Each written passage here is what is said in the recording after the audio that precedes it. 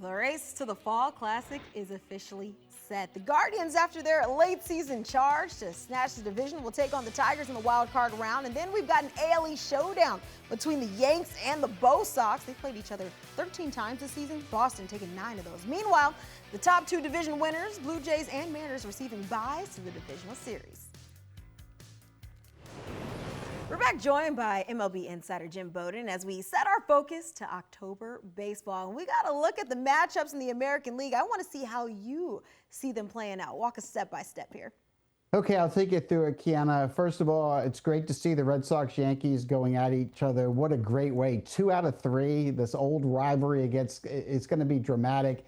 And be able to think that both teams were able to set up their starting pitching exactly how they want it. The Yankees will have Max Fried and Carlos Rodon. The Red Sox will counter with Garrett Crochet and Lucas Giolito the first 2 games.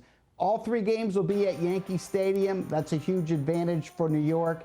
It may end up going to 3 games instead of a sweep, but I do have the Yankees going to the next round. I like their offense better than Boston. I like their defense better than Boston as well. In Cleveland, Detroit, Cleveland's got all the momentum. Detroit does have Skubal for game 1, but boy, do I like Cleveland's pitching over Detroit when you get to games 2 and 3 in that series. So I've got Cleveland and the Yankees going to the next round. And then I've got the Yankees upsetting the Toronto Blue Jays in that next division series. Blue Jays are dealing with some injuries there. The Yankees are red hot. They finished the year 8 in a row. And if they can also beat Boston, love the momentum coming in. And Toronto's going to have to sit for the next 4 days waiting to see who they play, which again, I think will be an advantage for New York. And then in the other series, I've got the Seattle Mariners then beating the Cleveland Guardians.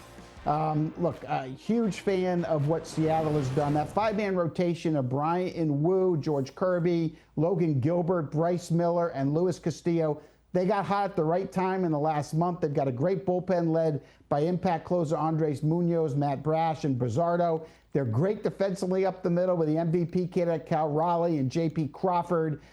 J-Rod in center field, and of course Robles making all his plays in right, and the power of Josh Naylor and Eugenio Suarez, who they got at the deadline. So I got Seattle getting past Cleveland, and then, Kiana, when we get to the ALCS, that's going to be the series.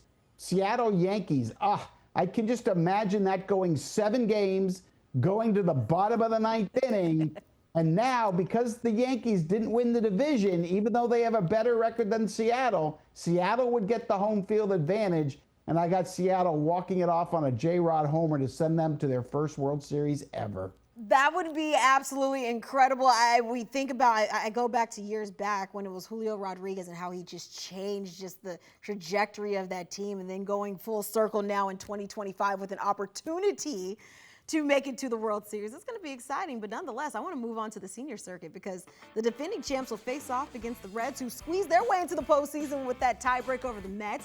The Cubs will take on the 5-seed Padres. Meanwhile, Phillies and Brewers, they're owning that first round bye into the divisional series. So, Jim, I'm going to say it's a long road for the defending champs, but how do you see the NL playoff picture playing out? Yeah, so I think the wild card round will be really easy for the Dodgers here. No matter who they throw out there, whether it's Yamamoto and Ohtani or whether it's Snell, Glasnow, I don't know what their plan is yet until they announce it, but whoever they send out there, I have a hard time feeling the Reds are going to be able to beat this Dodger lineup. Those 3 Hall of Famers at the top of the lineup, Ohtani, Betts, and Freeman, and then you have the length with Teo Hernandez in the breakout year that Andy Pajas has had. This Dodger lineup is just too good. And although the Reds have their best 2 pitchers, Hunter Green and Nick Lodolo, scheduled to go, Hunter Green has never really had a lot of success against this Dodger team. And I think the lineup of the Dodgers is just too much for Cincinnati. They've struggled offensively most of the year. So I think the Dodgers go to the next round. I think the San Diego Cubs wild card is a great matchup. I think they're absolutely evenly matched. But because the Cubs' best starting pitcher, rookie Cade Horton, has a fractured rib and will not be active for this series, I'm going to say the Padres beat the Cubs because of that, and they're able to go to the next round. And then you get to the next round, and the 2 best teams in the National League will be playing each other in the division series and not the LCS. So it's Phillies against the Dodgers, and I kind of feel like whoever wins that series is going to the World Series. but I'm going to take the Phillies upsetting the Dodgers. Even though I think the Dodgers have the best team in baseball, I'm going to take the Phillies because I worry about the Dodgers bullpen. I think the Phillies have a better bullpen. And I also like the fact that the Phillies have 3 left-handed starters. And right now, we don't know if Will Smith will be active, but a lot of left-hand hitters in that Dodger lineup. And I think those left-hand pitchers are capable of beating the Dodgers in a short series. And then when we get to San Diego at Milwaukee, Milwaukee has been the best team in baseball all year. They have the best record. They have home field advantage throughout. But we're always going to have upsets. The best team doesn't always win. I've got the Padres upsetting Milwaukee and having a date with Philadelphia in the NLCS. And Kiana, in that matchup, I like the Philadelphia Phillies in 6, getting to the World Series for a date with the Seattle Mariners. Okay, so if my math serves me right, we have the Phillies, and it's not going to be easy task because you said not always does the best team win, but they're going to make their way, getting that victory over the Padres in the CS to make their way to the World Series. And on the opposite end, we will have the Seattle Mariners making their first World Series appearance. So with all of that being said, who's your pick to win it all?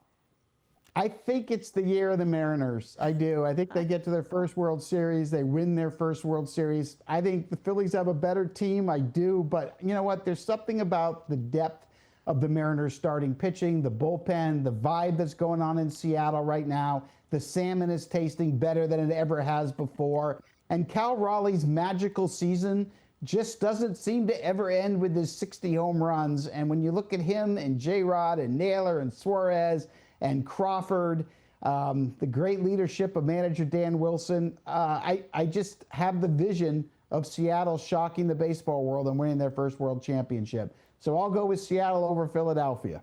The Magic currently in Seattle. They've got the depth. You've got Cal Raleigh in the season that he is having. Hey, possibilities are endless, but you know what? We have about a month until we find it all out. As always, Jim Bowden, we appreciate you coming by with these hot takes. I'm circling this down. We're going to follow up on these later on, okay? Thanks, Kenna. Appreciate it. Well, taking a look at the odds to win the World Series, I mean, if you are feeling good about the Mariners, as our Jim Bowden is, plus 500 odds, that's actually tied with the Dodgers, tied for the second shortest odds to win the World Series. But late in the pack is the Phillies, plus 410 odds to win the World Series. And then you've got your Yankees, Brewers, Blue Jays all tied at plus 850.